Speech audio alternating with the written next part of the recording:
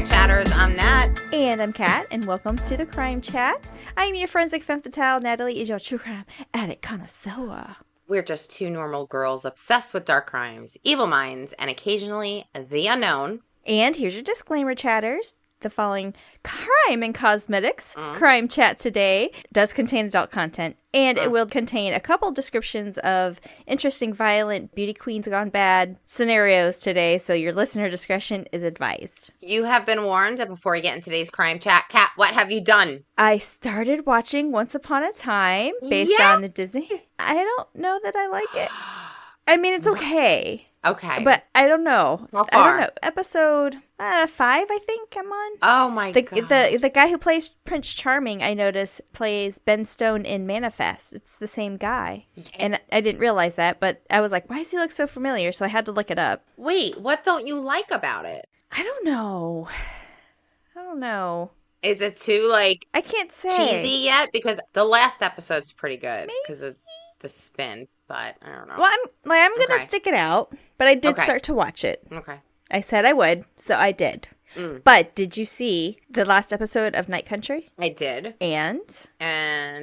Okay, so how do you feel about it? Well, how does it make you feel? Like, what do you feel when you were watching it? What were you feeling? Were you feeling disappointed? Were you feeling confused? What were you feeling? It all made sense to me. But maybe you can explain it to me. It all came back full circle to the Annie Coic murder, how she got murdered, why she got murdered. Yeah. And then her tribe, essentially, were the ones that killed these scientists. Yeah. Oh, spoiler alert. Were the ones that killed these scientists. And because of the belief in spirits and that kind of thing, gave the vibe of like a supernatural. But when you came down to it, it just all was like, oh, okay. Yeah. I get it. But what I didn't get was the trooper Navarro, like why she disappeared herself. Obviously she was still alive, but like, why did she disappear herself? Like, I don't get that. Did it have to do with the fact that they went back to that one crime scene where she killed the guy and it was written up as a murder-suicide where they put in the report that when they got there, he was already dead, but she actually killed the guy? Yeah. So, like, is that why? Because she was thinking that she would be getting in trouble for that because other people knew?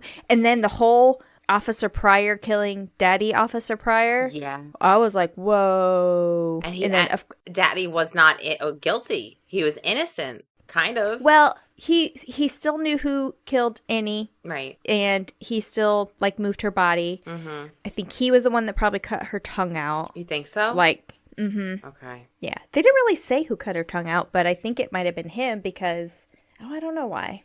I had this weird feeling that Navarro at the end was dead. I had this weird feeling that, like, her disappear. Like, I just felt like, oh, does that mean that? Because she walked down onto the ice like her sister did. Right. But then she showed up at the end. So unless, you know what? Did maybe she, you're though? right. Could it be her spirit that showed up at the end? Yeah, because the chief, the Jodie Foster, was saying, please, if you do decide to go, walk out into the sea, that you come back. So maybe that was it. She was dead and she came back. Yeah. That's what I was thinking. Okay. I didn't think that but I'm thinking that now.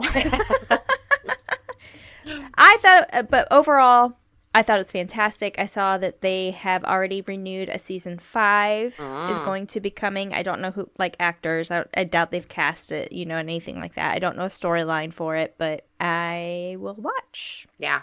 Yeah. It's my second favorite. The first one's still my favorite. Yeah. I think the original probably is too. Yeah. But by the time this episode comes out, I will have already watched The Ones That Live, the Rick and Michonne spinoff. Right. So by the time this comes out, I will have watched it, but you'll have to wait until we record again to talk about that. Okay. All right. Good. I have to start watching that. So you watched Night Country. What else? I started watching Can I Tell You a Secret on Netflix. Have you seen it? No. It's not here. It's like UK or England, about a guy that hacked 2 girls' social media. Oh. And the rabbit hole that it went down is insane. Yeah. And this guy was arrested before. He was sentenced to 9 years in prison for cybersecurity issues. Mm-hmm. And then when he came out, he did it all over again. And like they couldn't, I guess this was in, I think they said 2012. Mm-hmm. There were so many things that were not in place for cyber protection back Yeah. then, and that's not that long ago, but like there was no way of catching them. Yeah, I would say the advancements that we've had just in the last 12 years has been insane. Mm-hmm. But it's all also to counter the criminals. Yes. You know? Yeah.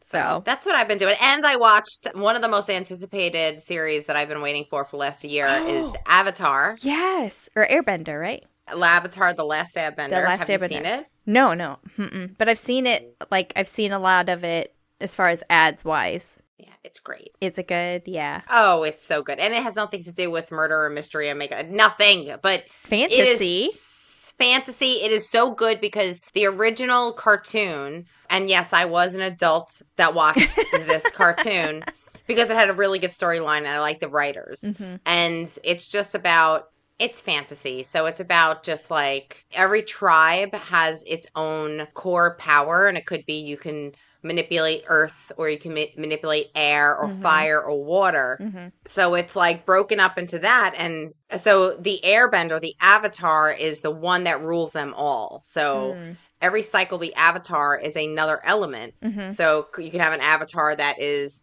earth, air, fire, or whatever. So yeah. And in the last cycle, and it does kind of, it's very reminiscent to the Dalai Lama, the story. So think of the airbender as being the Dalai Lama, who is something that is constantly reincarnated into another element. Okay. In a cycle. Okay. So, like the airbender, like you remember when the Dalai Lama chose his next person that he was going to be a reincarnate, and then that person ended up going, though that child ended up going missing. We still don't know where that child is. Right. Think of something on those lines. Okay. Where the airbender got lost for 100 years and the world went down and a war broke out and it was just this horrible thing. But it's a really interesting story, and it's got a great plot, and it's just like fantasy, but it's just, I think they did a great job with the cast. The Water Tribe is more like the actresses and the actors that they got to play were, I believe, of either Native American or Eskimo. And it's just nice to kind of see like the way a tribe functions and stuff like that. And then the Fire Lord, who is the evil guy in the entire series, is probably one of the hottest guys I've ever seen in my life. And you know me, I always spot a hot man. And this guy, you have to see him. I forgot his name. I was just going to ask you, what's his name? Oh my God, his cheekbone, you know him. He's been in movies all over the place. His cheekbones, I mean, you can literally, I mean, they are sharp. His jawline is perfection. The man is just ooze. His body, Kat. Oh! Alexa, who plays in the new Airbender? The Fire Lord. The cast of The Last Airbender includes Noah Rayner, Dev Patel, Nicola Peltz-Beckham, Jackson Rathbone, Sean Toad, Asif Manvi, and Cliff Curtis. Avatar, The Last Airbender, Fire Lord actor. Daniel Day Kim. Daniel Day Kim. Oh, okay. Hawaii Five-0 is Hawaii Five-0 he played in. Yes, I know who you're talking cast about. out Prince Zuko. All right, it's this guy. Maybe you could see it. Yep, I know exactly who you're talking about. Yep. Holy cow, they casted him perfect for the part, but I didn't realize how just good looking that guy was. Like, I'm sitting there going, oh my Lord, he is, once again, a God gift to the world, like Matthew McConaughey. So thank you. Thank you for blessing this world with men like that. So... And for letting all of us watch. And, letting all of us. And being an entertainment so everybody could see. So. Yes. So, all right. So, Kat. Yes.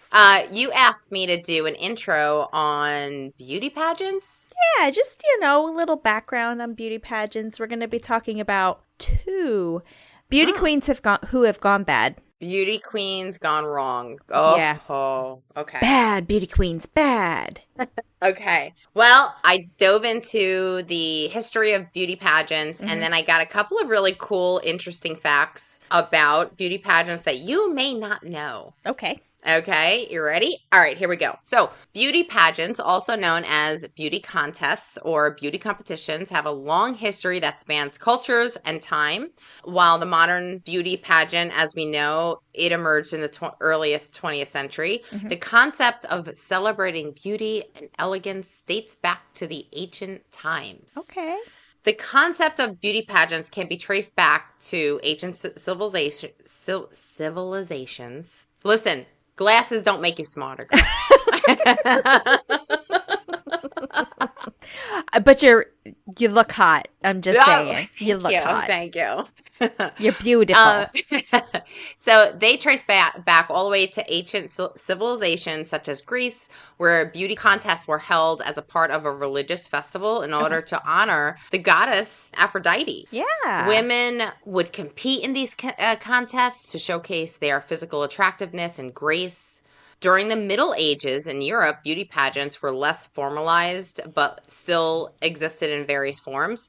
Noble women often participated in events such as tournaments, that courtly celebrations, and courtly meaning like the king and queen would have like their court, they would have a celebration, and they would do like a competition on beauty, and their beauty and accomplishments were showcased. You know, like those women that, to be a woman, you have to learn how to stitch. Yeah. Or you got to be good at embroidery or writing, or you got to read, those things. Yeah. Beauty pageants in the modern sense began to emerge in the 19th century. One notable example is the May Queen tradition in England, where a young woman would be selected to represent purity and beauty during the May Day celebrations. Yes. The modern beauty pageants, as we know it today, began to take shape in the early 20th century. The first modern beauty pageant is often credited to Miss America, the Miss America pageant, which was first held in 1921 in Atlantic City, USA.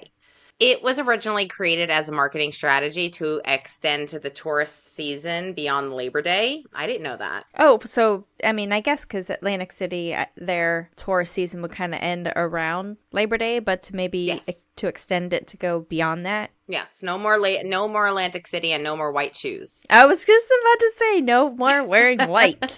Yeah. Following the success of the Miss America pageant, beauty pageants gained popularity and began to spread to other countries around the world. Various international pageants emerged, such as the Miss Universe in 1952, the Miss World in 1951, which brought together contestants from different countries to compete in the title of the world's most beautiful woman. Over time, beauty pageants evolved to include not only physical beauty, but also intelligence, talent, and personality. Contestants are often required to participate in talent segments, interviews, and community service projects, in addition to the traditional swimsuit and evening gown competitions. Yes. Kat, what was your talent? Oh, when I was You were a beauty queen. What was your talent? Because it was like a preteen, I mean, I was 8. So talents were optional, and I was too afraid to do a talent, so I did not do one. But if you could, what would you do? I don't know. I probably would have done like baton twirling or something.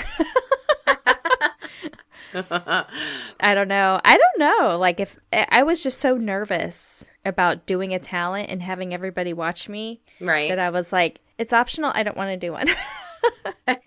I still placed 8th in the state. All right. Yay. Okay. And we have pictures of that, right? We do. But I'll see if I can dig up some more. And I think I still have my sash. Ooh, I think I do.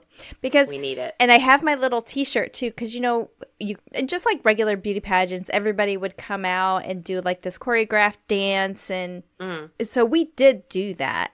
Okay. And this was probably 1980 something. So like I've got these like really short shorts and this t-shirt that's, I think it says Miss Florida Preteen, I think is what it said. I can't remember. I'm pretty sure I still have it in my attic. Oh, you have to take it out. You have to take it out. I might still have my tiara too. Not that I got a tiara from it, but it was just like, I think my mom bought it for me. Aw, you have to. Oh, that's adorable. Well, despite their popularity, beauty pageants have faced criticism and controversy over the years, particularly regarding the emphasis on physical appearance and their potential to perpetuate harmful stereotypes about women. Yes. Critics argue that beauty pageants can contribute to body image issues and promote unrealistic standards of beauty. Sure. Yeah, with everything there's bad. Yeah. But I think personally, I think overall there's a lot of good here too, but I'm sure we're not going to get into that in this episode, right? We're going to get into a lot of bad. Yes. Okay. One thing I do remember, when we had our evening gown session, my dress was white. I had gloves. Okay. Like lace gloves. Yeah. And my hair was crimped. I had my little crimper. Zigzag crimp, the zigzag, the flat iron. Yeah. Yeah. How we still have hair on our heads today is beyond me. I have no idea. And my Crazy. hair was probably, as a kid, my hair was very, very blonde. And the older I got, the darker it got.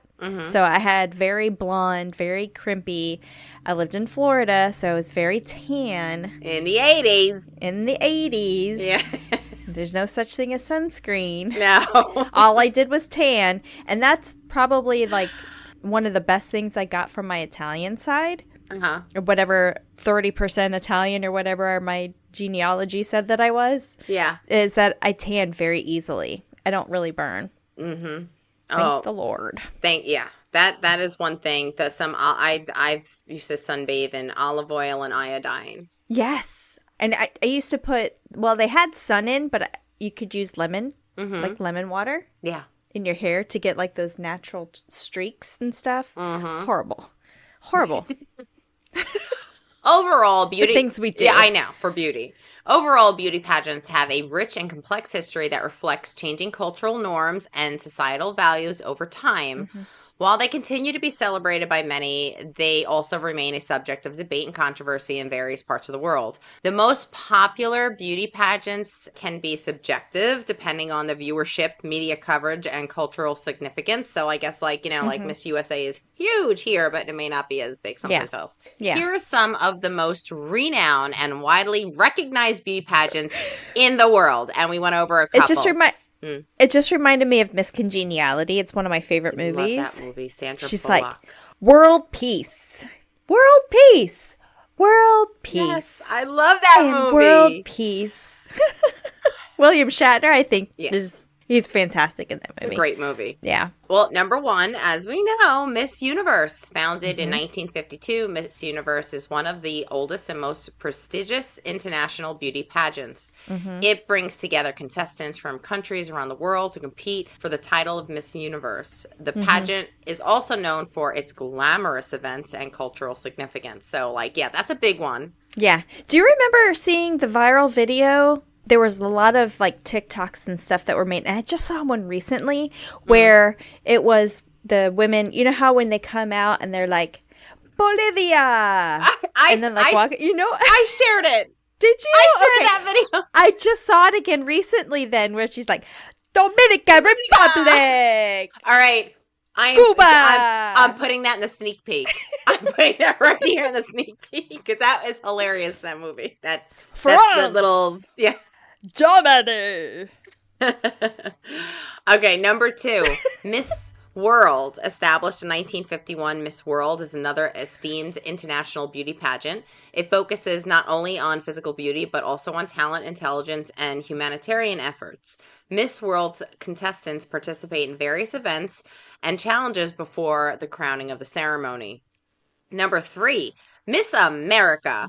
Founded in 1921, Miss America is one of the most well-known beauty pageants in the United States.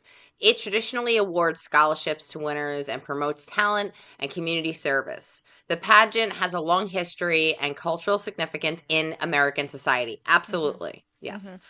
Miss USA, because we can't have one. Oh, no, we got to have two, okay? Miss You can't USA. be just Miss America or just Miss United States of America. No. Well, does Miss America include South America too, or Central America? The other Americas? I don't know. That's a good question. No. United States. It is the most well-known pageant in the United States. No, we need our own. Listen, we need a bunch of our own. Listen. Okay, American women, we hot. We got good-looking women here. Okay, not only the men are. We just don't have hot men. We also have hot women too. Okay. All right. Well. Miss USA, established in 1952, Miss USA is a national beauty pageant in the United States. The winner represents the country in the Miss Universe pageant.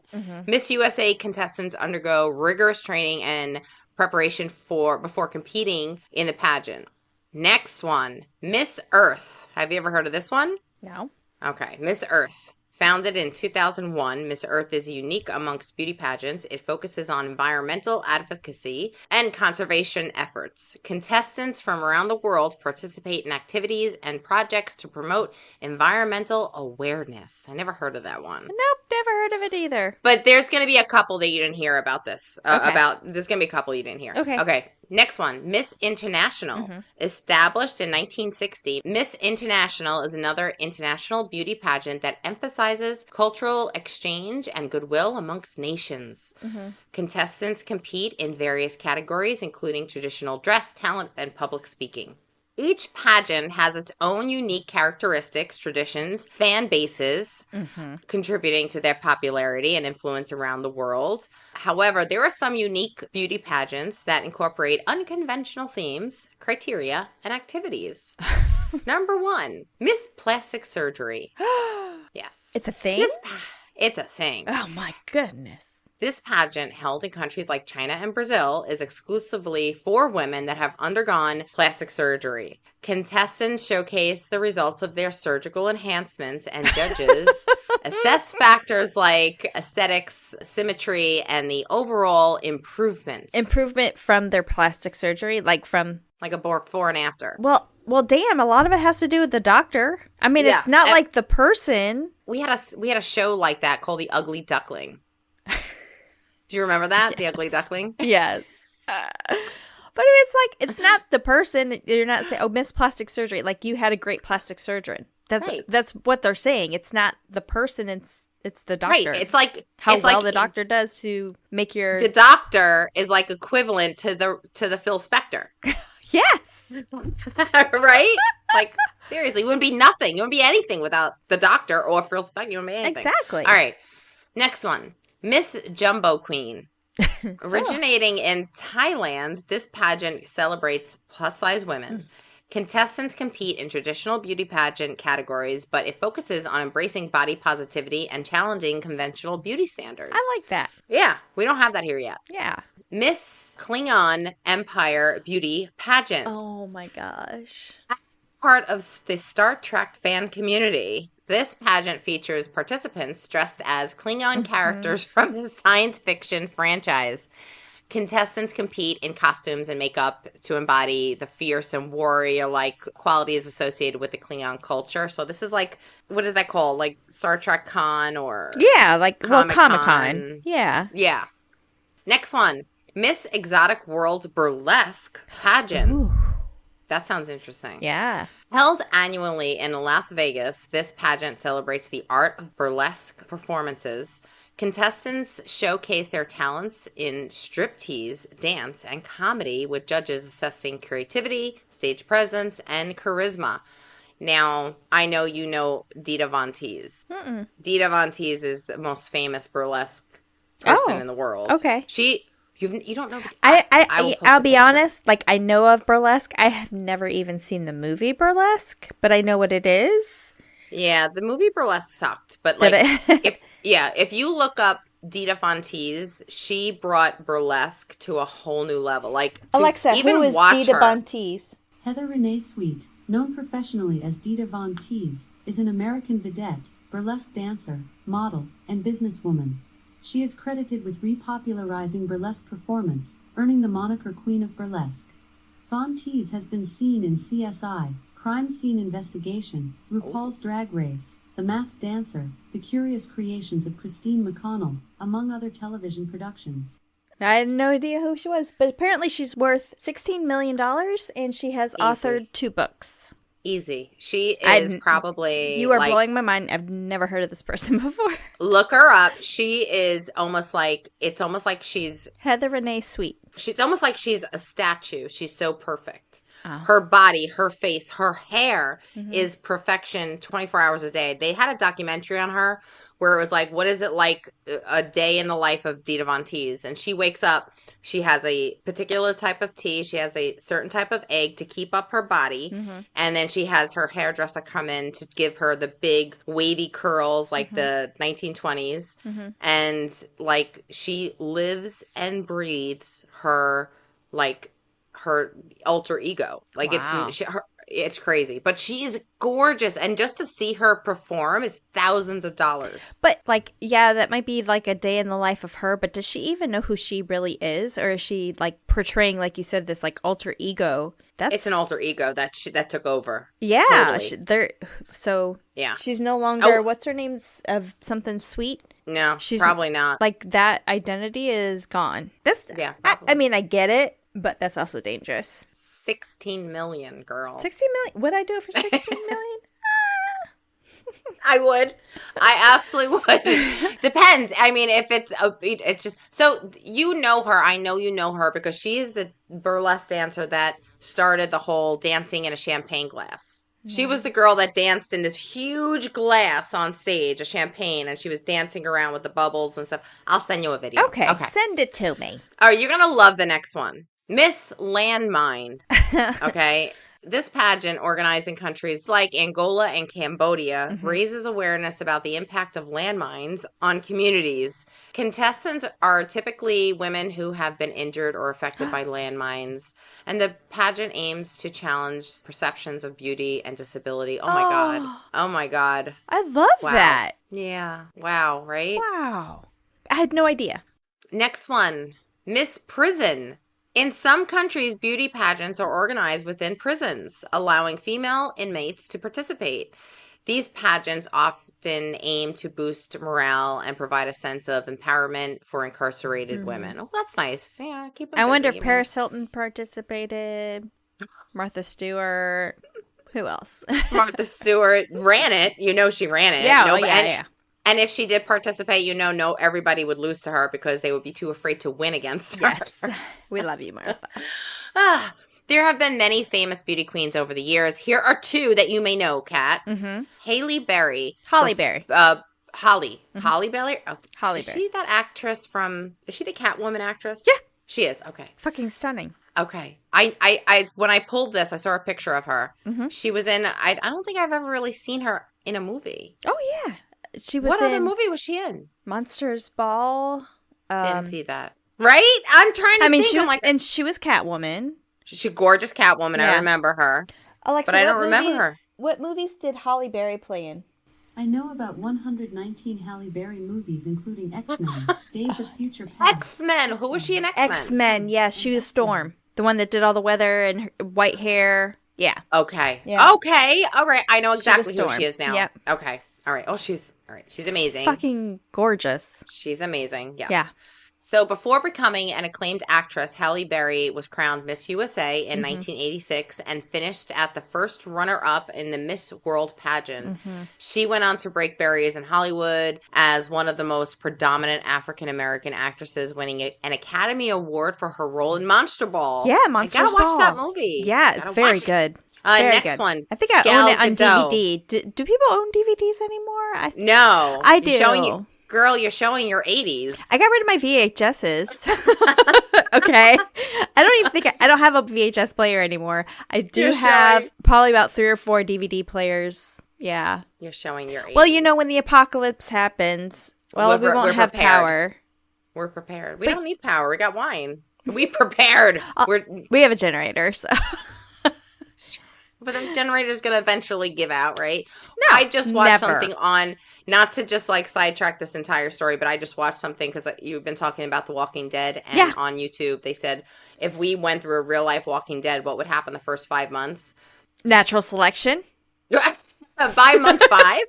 By month 5, the interworking of like roads and the system would collapse. So, yeah, exactly. Natural selection. Yeah. Wine. Yeah. Okay, if you can find it, girl, we might have to go underground, make our own winery, make our own wine because I know how to do that. I've made my own wine. Yes, it's very easy. I'm not coming to Florida because Florida is going to collapse. We're going to be fine. We're going to be fine. We got alligators. Nobody's coming for us. We're going to be like, I'm going to be like Michonne. Instead of 2 zombies, I'm going to have a couple of alligators walking with me. Okay. All right. Next one. Gosh. Sorry. Sidetrack. Yeah, You just reminded me of something. I was listening to Wine and Crime, and on their latest GAC episode, the Gossip of the Corpse Cart, there was an article that Amanda read where basically, well, it was crocodiles, so I guess not the same thing, but there was a Chinook that was flying by a crocodile farm in Australia, and the vibrations of the Chinook helicopter caused the crocodiles to go into a sex orgy, and there was like 3,000 crocodiles. But basically what happens is like they were thinking the vibrations from the helicopter. Right. Crocodiles, maybe alligators too, have this natural instinct to procreate during storms. And they believe that the vibrations and the sound from the Chinook initiated this croca orgy. Started the Chinookie Nookie. Chinookie Nookie, the crocanookie. The crocanookie. And you know what I was thinking when you said that? I was thinking of, remember the old, okay, so what was that? They used to have beds that used to vibrate back in the 80s. Oh my God, yes. Put a quarter in. Put a quarter in that sucker. All right, well, that's the story. Okay, number 2. Gal Gadot, of course she's a beauty queen, of course. Yeah. Before portraying Wonder Woman on the big screen, Gal Gadot was Miss Israel in 2004. And after her pageant days, she served in the Israeli military before pursuing being an actor and achieving international fame. She has done it all. I mean, she is total badass female. Yep. She did it all looking as good as she does. I mean, seriously. Some people get it. Some people got it. Some people just have extra thunder, I guess. I don't know. All right. Some people have all the luck. What was that song? Some people have all the pain. That's what's his name? Rod Stewart. Oh, yes. Some people. What is that song? You know what I'm talking about? Yeah, it's Rod Stewart sings it. Yeah. Oh my God, I still love that song. It's another 80s throwback to the 80s. Okay. Yeah. Well, lastly, in 2015, I don't know if you remember this, during a live broadcast of Miss Universe, Steve Harvey famously made a now infamous mistake when announcing the winner. He initially declared Miss Colombia as the winner. Colombia! But moments later corrected himself and announced that Miss Philippines was the actual winner. Yeah. The mix-up caused confusion and embarrassment for all involved, including the contestants and the pageant organizers. And Steve Harvey was never invited back to... No, he continued. No, he continued. I know he did. I'm just saying. And you know what? Crazy. Steve Harvey, you got to give him some credit because that man, you know, he lost everything. Yeah. And he hasn't stopped working since to get it back. So yeah, it's all right. We make mistakes. I do. Sometimes. I like Steve Harvey. Me I like too. Steve Harvey. Yeah, so. He's probably the best Family Feud host ever. I agree. So that's my history and some useless information about beauty pageants. Yay! At least, well, the 2 beauty queens that we're going to talk about today were not in any of those pageants. Okay. But we'll talk about the pageants that they were in. So today's Crime and Cosmetics is 2 cases, 2 current cases. Like one is getting ready to go to trial and one actually just happened. Oh, okay. These beauty queens were caught behaving very badly. Very, very bad. Don't do it. That's Elma Fudd. Don't do it. So our first case of our bad beauty queen is Trinity Poague. Have you heard of her? She's been in the news since January. No. This year. All right. Well, Georgia Southwestern State University, or GSW, Police Department, was called to Phoebe Sumter Hospital in Americus, Georgia, after an 18-month-old was found unresponsive at about 12:40 p.m. on January 14th, 2024. Like 6 weeks ago as of this recording. Yeah. Like just happened. And the 18-month-old was transported from the Oaks 2 dormitory on the Georgia Southwestern State University campus to this hospital. The Georgia Bureau of Investigations, or GBI, said that the hospital staff tried to perform life-saving measures on him, but they were unsuccessful. After multiple interviews and an examination of the evidence, GBI agents arrested Trinity Poague. She is currently booked at the Sumter County Jail with no bail, according to GBI. However, that I have an update from that too. Mm-hmm. Now, side note, Sumter County. I live in Sumter County. You do? Sumter County, South Carolina. Trouble. This is Sumter County, Georgia. Okay. Oh, okay. I'm just saying. I do not know her. So what happened, right? January 14th, GSW students said that they heard something unusual on that day that resulted in this infant's death. One student said, quote, "That kid was crying for a long time until everyone said that it just suddenly stopped and no one knew what happened," end quote. This one student was just a couple doors away from Trinity Poague's room, where she said that she heard the baby crying for well over an hour. Oh my God, that poor baby. Yes. Another GSW student said that she was friends with Trinity Poague and said that she never thought that her friend would ever be connected to a murder, saying, quote, "As a person, I say she was at the time, a very outgoing, very fun, communicative, everything. I'm still in disbelief," end quote. Now, 18-year-old Trinity Poague, she was crowned Miss Seminole and Miss Donalsonville last year in 2023. These are both areas in Georgia. And she was also once a National Peanut Festival pageant contestant. She was arrested on January 19th, so 5 days after the baby died. Oh my God. She was charged with aggravated battery, felony murder, and first-degree cruelty to children in connection to the death of the 18-month-old. His name is Jackson Drew Williams. I love that name, Jackson. I know, me too. Now, according to the birth certificate, the child's name is actually listed as Romeo Angels, but at the hospital, it was discovered that he went by the name, like his family called him Jackson, or JD for Jackson Drew. Sumter County Deputy Coroner Mathis Wright said that they are waiting for official autopsy reports, but based on his initial findings, he believes that Jax's cause of death was some sort of blunt force trauma. Now, after multiple interviews and an examination of the evidence, as I mentioned, GBI agents went ahead and arrested Trinity Poague, and she is currently booked. Now, connections are still being made as to how Trinity was connected to the child, but what they have discovered is that Trinity Poague was dating the child's father. So it was her boyfriend's child. And the boyfriend's name is Julian or Jay Williams. And allegedly, they were visiting Trinity in her dorm room on the campus. Jay left to go pick up some food, left his baby, little Jax, with Trinity for about 45 minutes. Something happened, obviously. Jax suffered life-threatening injuries, and allegedly, because she's just been arrested, not convicted, at the hands of Trinity Poague. Now, on Monday, literally 5 days ago from the time of this recording, February 19th, Trinity had her bond hearing. Her defense attorney asked for a bond of no more than $40,000, but this was, of course, was objected. Like, how can you release somebody on bond for $40,000? That means she only has to do 10%, so $4,000? Seriously? That's it? For killing a child. Yeah, no. So this was objected by the prosecution. In doing so, the prosecution reminded the court and the judge of the severity of the charges that Trinity Poague faces.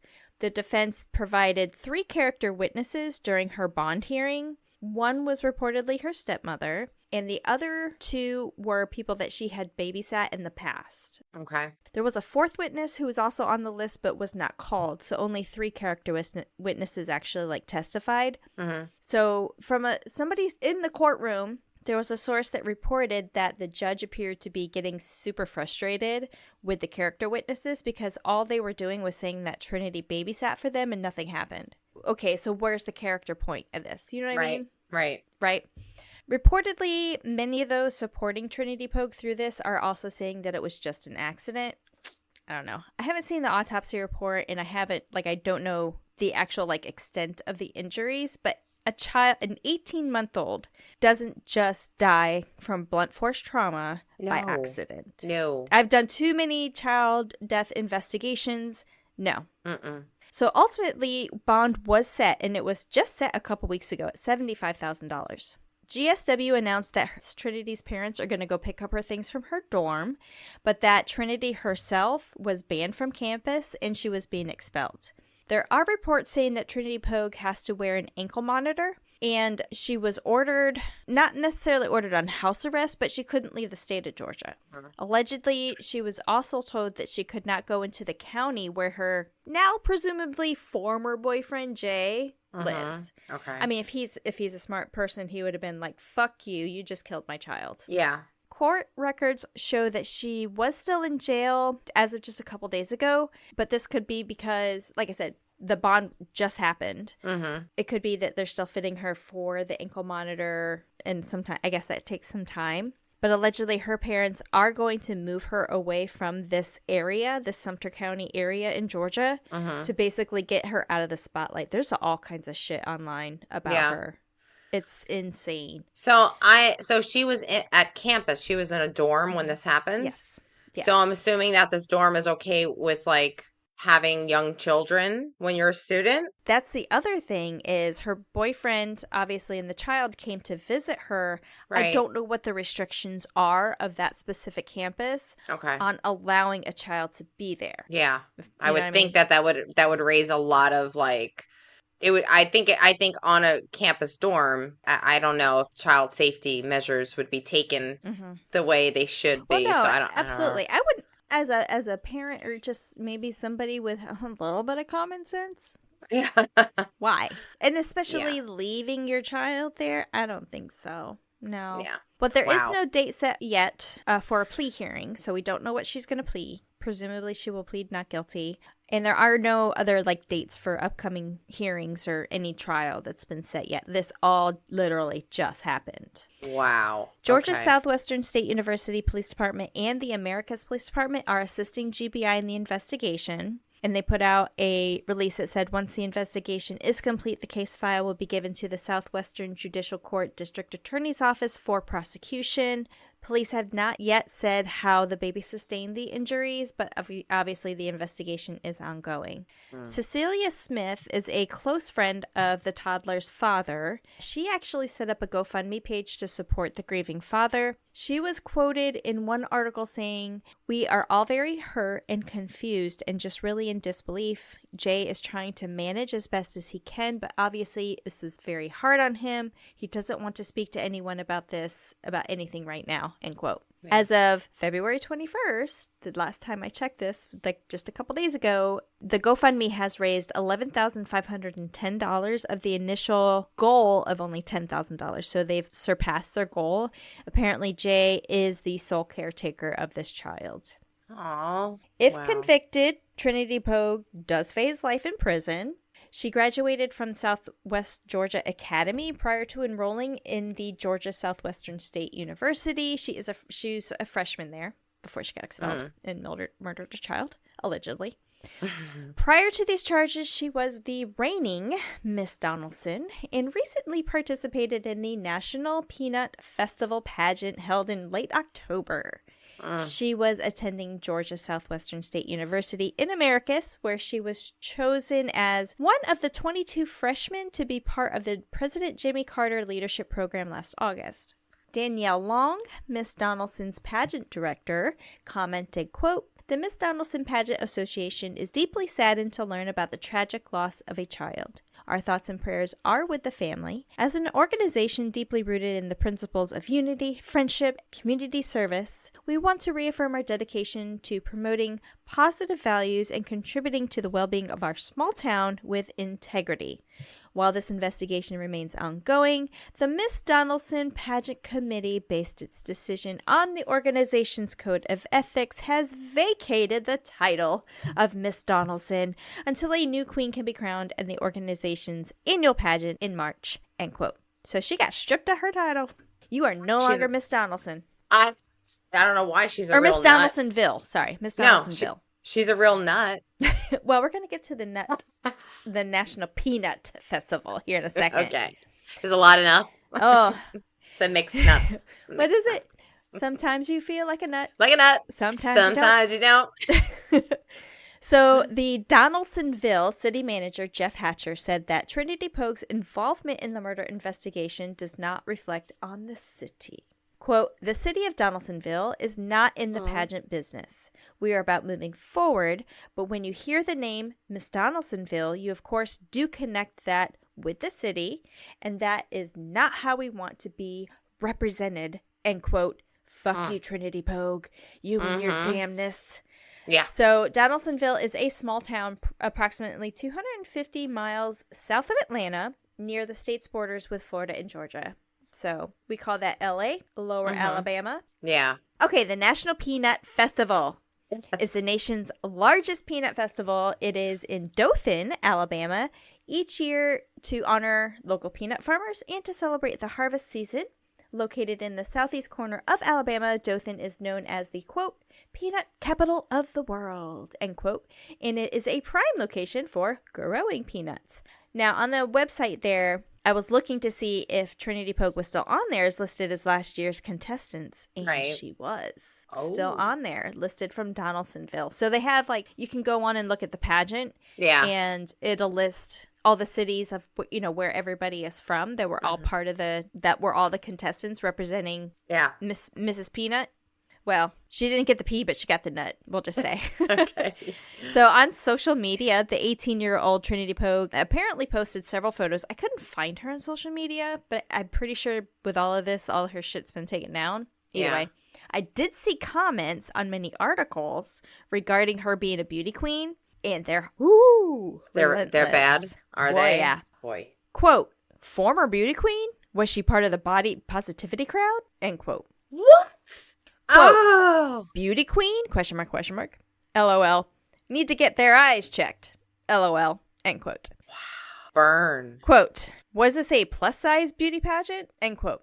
Now, keep in mind, these comments are on an article about how she was arrested for killing a toddler. Yeah. And of course, they mention, you know, one-time contestant, Miss Donalsonville, you know, reigning champ, or reigning whatever. She has been stripped, of course, now. But all they're focusing on is the fact that she was a beauty. Well, it was her weight, but the beauty, she calling her a beauty queen? Like, what about the fact that she just allegedly killed a child? Oh, yes. The true. That shouldn't be in her title. Right. There were some comments, however, that said that the father, Jay, should also be equally held responsible for leaving his child with her, and then that he was neglectful. There were a few comments about that.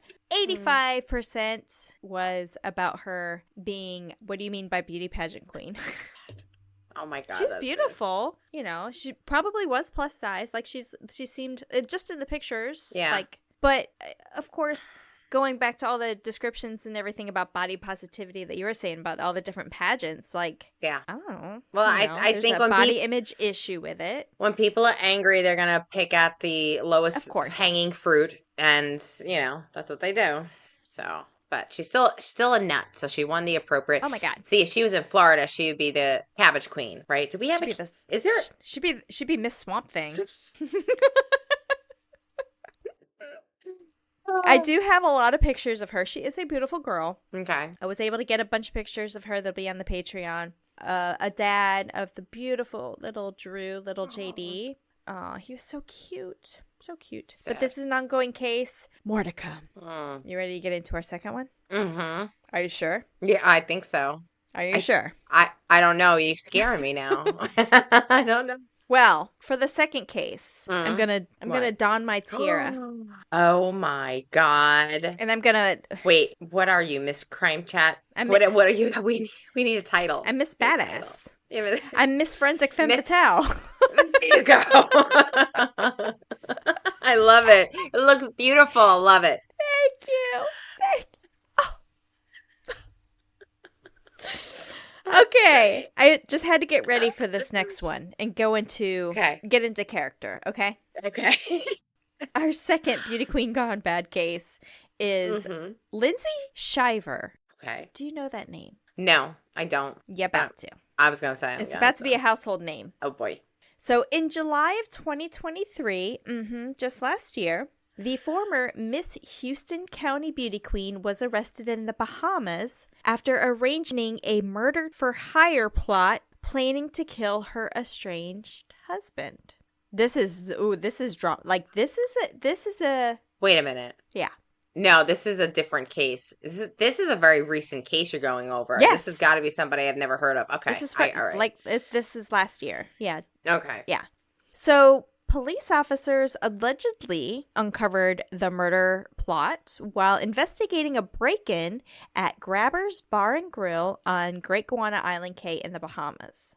36-year-old Lindsay Shiver allegedly hired her 28-year-old boyfriend, Terrence Bethel, and a 29-year-old man, Farron Newbold, to kill her husband, Robert Shiver. The police officers allegedly came across these messages when they were investigating a break-in, and that it detailed a plan while they were searching through one of the suspects' phone about this murder plot. One of those messages had a picture of Robert Shiver on it with the words, "Kill him." The suspects denied seriously pursuing this plot and claimed that the texts were a little more than a hyperbolic fantasy amid Lindsay's rocky marriage. I didn't mean it. No, yeah. Robert Shiver filed for divorce in April of 2023 after allegedly uncovering the adulterous act between his wife and Terrence Bethel, the 28-year-old suspect, her boyfriend at the time. And Robert sought sole custody of their 3 children, all boys, 4, 10, and 11. Oh, those poor kids. Ugh. Yeah. At the point of her arrest, they were going through a divorce. On July 26th of 2023, prosecutors originally objected to Lindsay having bond, but they did withdraw the objection after speaking with Robert, her estranged husband. He is a former Auburn football player, and allegedly he didn't object to her getting bail and being released for prison under certain conditions. Now, Lindsay was given a $100,000 bond, but they said that she could not be released until the court received an address for her when she got out. She wasn't really living there. Now, I'll get to why they were there in the first place, but she didn't really have a residency there. So, and they're like, we need an address for you. So her parents did pay the $100,000 bond, probably $10,000, the 10%, and did provide a home for her to stay in at the time. The other 2 guys, Bethel and Newbold, were both given $20,000 bond, but they were all ordered to stay in the Bahamas. She actually had to hand her passport over to the U.S. Embassy because she was ordered to stay in the Bahamas. They were all ordered to wear ankle monitors as well, and they were to stay in the Bahamas until their next hearing, which was scheduled for October 5th of last year. Lindsay was also given, in addition to handing over her passport, she was also given a curfew of 8 a.m. to 6 p.m., and she had to sign in at the police station every Monday, Wednesday, and Friday. So she was required to check in. She had an ankle monitor. Right. She had to hand over her passport. I laugh because I'm like, I'm stuck in the Bahamas. I don't, Right. I laugh because it's like, oh, fuck, worse places to be. I know. You know? Now, after the incident, Robert Shiver did return back to their Thomasonville, Georgia mansion, and apparently the family spent their time between their literal gorgeous mansion in Georgia and their luxury, exclusive Bohemian enclave in Baker's Bay. Okay. They traveled back and forth on their private jet. Oh, okay. So needless to say, they got a little money. Yeah. Robert is an executive vice president of Senior Life Insurance Company. And according to his biography, he was a member of the Auburn Tigers football team. As I mentioned, he was pretty good, I guess, during his college years. Right. He was a snapper, the long snapper. You snap the football, right? Okay. He was a snapper, not the fish, from 2006 to 2008. Right. And reports show that he also had a brief stint in the NFL with the Atlanta Falcons. When this didn't pan out is when apparently he went into the life insurance business. Robert filed for divorce in April, as I mentioned, and cited his wife's quote-unquote adulterous conduct as the reason. Lindsay filed the next day, accusing her husband of, quote, physical and mental cruel treatment, end quote, including domestic violence, and saying that the marriage was broken with no hopes whatsoever of reconciliation. Okay. And they were both fighting, as of April, for custody of their 3 children. Now, Lindsay Shiver's maiden name is Shirley, and according to the Houston County Pageant, Inc., She was named Miss Houston County in 2005, also placing second in the, oh my gosh, National Peanut Festival pageant. What? Yes! It's a little quinky-dinky. It is. Oh. And according to the website, they believe the National Peanut Festival, they believe that all girls are worthy of being in the spotlight. We are proud to offer opportunities for Houston area young women in scholarship, community service, personal development, and friendship that will last much longer than jewels on the crown, like I'm wearing right now. Oh my God. We are proud to represent our community and to help bring up the next generation of female leaders. And but unfortunately they've been promoting the next generation of serial killers or nut jobs or whatever. Bad queens. Yeah, bad queens. Queens behaving very bad. Lindsay, she was a cheerleader in college at Auburn University, of course, which is where she met her husband, Robert, who was the football player. Up until they filed for a divorce, they had been married for 13 years. Okay, so in December, the judge granted Lindsay's request to return to the United States to go home for the holidays. To leave the Bahamas, where she was pending a murder for hire trial. Right. To go, they approved for her to leave the country and go back to the United States to go home for the holidays. I was just like, what? What could go wrong? Exactly. Yeah. So she did go home, and she actually still is in the United States now. But she's going to be going back to the Bahamas here pretty soon. I'll get to it in a second. So Lindsay and her legal team said that she feared for her mental and physical safety in the Bahamas and begged that she be allowed to see her children, whom she had been separated from since her arrest. It's December. She was arrested in July, so it'd been like 5 months since she'd seen her children. During this hearing, Lindsay's attorney kept pleading her innocence and said that there was never a confession. Like, why hold her here? She'd never confessed to anything. However, the affidavit that the prosecution presented had Lindsay admitting she set this up to police. The prosecutor read the following in court from the affidavit, saying, quote, "Did you tell Terrence Bethel and Fair Newbold you wanted to kill your husband?" She answered yes. "Did Terrence Bethel tell you that he wanted to kill your husband?" She answered yes. End quote. Now that was in the freaking affidavit, and you can't put something in the affidavit that didn't happen. Right. Because that's giving you basically your meat and potatoes, your probable cause to go forward. So, I don't know, her attorney, of course they're going to plead innocent. You know what I mean? They're going to say, they didn't do it. Lindsay was allowed to return to her parents' home in Alabama under a new ruling, but she had to keep her ankle monitor on and was not allowed to go to Georgia unless it had to do with the divorce or custody hearing over the children. Robert, in her hearing for being able to go back to the United States, did appear on a Zoom.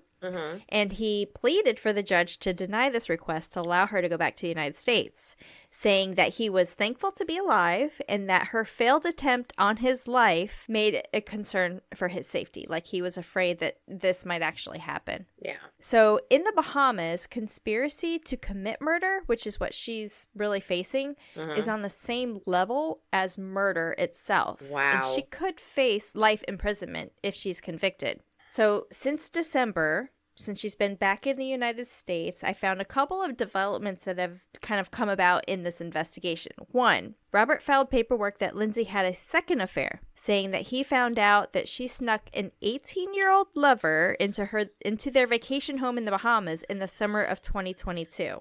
He apparently discovered what was going on when he looked at her Apple Watch. He confronted her, and they both agreed to try and work things out for the sake of their children. So 2022, there's an affair, and 2023. So the second one came around, and he's like, fuck it, I don't want, like, we tried. Yeah. You know, you're going to keep cheating on me. I don't think so. Right. So that was the first thing. The second thing was in February of 2023, Robert had found out that Lindsay had an affair with Terrence Bethel, her current boyfriend, who was also arrested in conspiracy for murder for hire.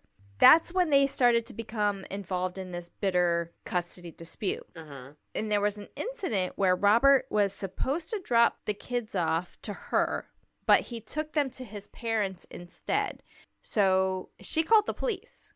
They're still living in this mansion in Georgia together. at the same time while going through this bitter custody thing. Right. And he had the kids for the day, which apparently he had the kids with her family, which was kind of weird. But like, he had the kids for the day and he was supposed to drop the kids back off to her at their house. But he took them to his parents instead. So she called the cops.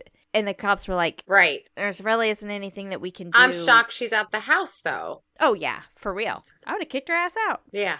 And then one of the other developments that have happened, in July of 2023, Lindsay said that she wanted to join Robert and their children to go to the Bahamas. Now, originally, she was supposed to be going with Terrence Bethel to Key West and go have a little romantic weekend with her new beau. And Robert was taking the children to go to their home or their rental, whatever they have, whatever they have in the Bahamas, right? So he's taking his kids to go to the Bahamas. Lindsay's like, you know what? I'm going to go with you. What? Robert, of course, was like, knowing that her lover was there, he was like, no, I don't. He insisted that she not go. He took her luggage out of the car. And Lindsay, who, quote unquote, was fearful of his past, decided to call the police, saying that he was belligerent, he had been physical with her in the past, so they needed like a police mediation. Robert rebutted this, telling the police that 3 weeks ago she planned this trip to Key West with her boyfriend. The day before, she changed plans and said, no, I'm going to go with you and the kids. When we land, I'll go with Terrence and you can take the kids to the house. Robert said, I don't want to do that because I'm not going to support that. It's going to confuse the kids. Yeah. Because you're going down there. Like, why is mommy leaving? Right. Right. It can mess with their heads. So the police at this time recommended that they were like, y'all need to just separate. Yeah. Yeah. Y'all need to like not live in the same house and just separate yourself. The day this incident happened was the same day that she and Terrence planned to have her husband murdered. Wow. So she changed her plans intentionally to say, no, I'm going to go to the Bahamas with you. It's fine. I'll just meet up with him. But she planned it all along. Robert, kick her out of the house. Like, what the hell? Oh, my Lord. Now, as of January, last month, Lindsay claims that her husband is withholding access to the couple's 3 children, not letting her go near their children. Her lawyer said that she has not been allowed to have any contact with them since they did a FaceTime call at Christmas. Her lawyers also say that Robert has cut off her access to financial resources. I mean, you got to protect yourself, so hell yeah. Now, the trial for Lindsay Shiver is scheduled for March 4th. Oh, that's right around the corner. Yeah. This episode will come out after the trial starts. Okay. So this episode is supposed to come out March 9th, and they're supposed to have trial that week. Oh. So not just Lindsay, but it's going to be Terrence Bethel and Farrah Newbold also. I don't know if they're going to do it like simultaneously or like in the same trial or, you know what I mean? Lindsay has pled not guilty, and I can't wait to see what happens in this trial because she going down. Like, I'm sorry. Yeah. You got caught. Yeah. Red-handed. Hot-handed, girlfriend. Yeah. And I was watching this one court TV episode that was kind of covering this case. And he was so funny. He's like, Lindsay, you had it all. You had it all. Mansion. You had a private jet. You had a beautiful family. Right. You had a home in the Bahamas. Right. What the fuck? Like, what is wrong with you? You had it all and you gave it all up? Yeah. Like, yeah. You know? That's crazy. She's going to regret that. She's going to regret that. Yeah. And those are my 2 cases of bad beauty queens. Oh, my God. That was good. That is good. And they're both from Georgia. And they're both... And they were both National Peanut Festival pageant contestants. Right. Although I think Lindsay won the Peanut one. And Trinity Poague was a contestant. She was, yeah. Oh, she was second. So Lindsay Shiver was second in the National Peanut Festival in 2005. Trinity Poague was just a contestant. Okay. Didn't even place last year, 2023. So... Oh, my gosh. So we've got a National Peanut Festival tie. We've got a Georgia tie. So chatters. Robert Shiver. Robert? No R. Okay. Not like Maria Shriver, which is what I kept thinking. No R? Shriver. No R. Okay. Shiver. So chatters, Robert Shiver is single. Just letting you know. He's single, girl. He's not really that bad looking. He's not bad looking. He got some cute kids. He got a house in the Bahamas, got a mansion, got cute kids. I mean, both of them, both of these ladies that we talked about, I don't know what is going on in their heads. Yeah. Maybe it was too much hairspray, spray on tan. Maybe it was too much dye in the hair. I got no idea. They're both beautiful, had a lot going for them, and they all fucked it up. Yeah, they did. Speaking of, have you ever seen that Netflix show Insatiable? The beauty queen, the murderous beauty queen. Look it up. It's just like a series. It's a silly comedy, dark comedy series, but it's about a beauty queen that can't stop killing people. Oh, is it fictional? Yeah. Oh, okay. But she just can't stop killing the people that are competing against her. Insatiable. Yeah, and she's just like so like cute about it. She's like, "Oops, sorry." Yeah. Oh my god. Oh my god. Thank you for that. That's good. And of course, those are my two peanutty beauty queens. Yes. And also the other, right. And you're the other beauty queen. I think my nuts are a little bit more together than these two.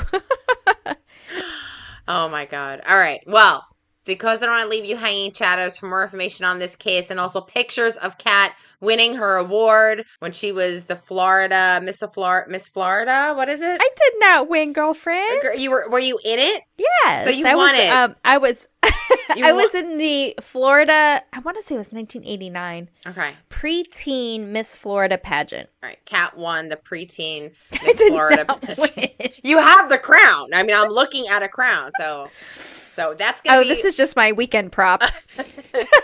That will all be on After That Crime Chat, only available on our Patreon. Yes. Don't forget to follow Crime Chat with Nat and Kat on Facebook, Instagram, YouTube, X, TikTok. See what we got going on. Remember, Crime Chat with Nat and Kat, when you become a VIP chatter to our Patreon, you'll have access to bonus episodes, behind the scenes, bloopers, and free merch, and check out some merch in the works. And we got a few bloopies from this one today. We did. Yeah. So be sure to check out our next episode. You don't want to miss it. You don't. We'll see you next time.